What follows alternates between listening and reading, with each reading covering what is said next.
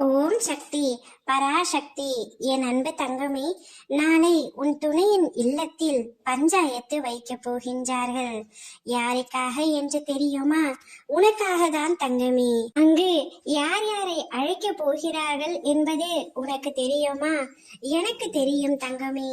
ஆனால் அங்கு உன்னை அழைக்கப் போவதில்லை என்பதை மட்டும் உன்னிடம் முன்கூட்டியே சொல்லவே உன் அம்மா நான் வந்துள்ளேன்.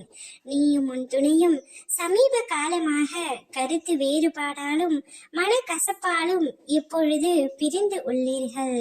உங்களது பிரிவு உங்களை மட்டுமல்லாமல் உன் வருங்கால சந்ததிகளையும் சேர்த்து பாதிப்பதினால்தான் பெற்றோர்கள் அனைவரும் சேர்ந்து இந்த பஞ்சாயத்தை வைக்க முடிவெடுத்திருக்கின்றார்கள். உனக்கும் உன் துணைக்கும் மட்டும்தான் கருத்து வேறுபாடு. ஆனால் அதில் உன் குடும்பமோ அவரது குடும்பமோ பாதிக்கப்படுவது நல்லதல்ல என்பதை உணர்த்தவே இப்பஞ்சாயத்து. நீயும் அவரும் சேர்ந்து வாழ வேண்டும் என்பதுதான் உன் அம்மா எனது ஆசை.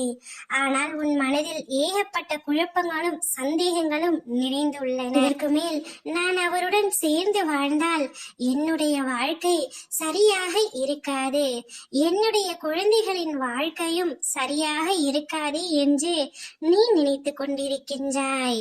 ஆனால் அவரோ உன்னை உண்மையாகத்தான் நேசிக்கின்றார். அவரது குழந்தை மீதும் அவர் அளவு கடந்த அன்பினை வைத்துள்ளார். அந்த பிரிவினை தாங்க முடியாமல் தான் உன் துணை அவரது இல்லத்தில் சொல்லி இந்த பஞ்சாயத்தை ஏற்பாடு செய்திருக்கின்றார்கள். இப்பஞ்சாயத்து முடிந்த பிறகுதான் அவரது தீர்ப்பையும் சொல்வார்கள். ஆனால் அப்பஞ்சாயத்தில் உன்னை அழைக்கப் போவதில்லை தங்கமே. அவர்களாகவே ஒரு நல்ல முடிவை எடுத்து உன்னை தேடி வருவார்கள். ஓம் சக்தி.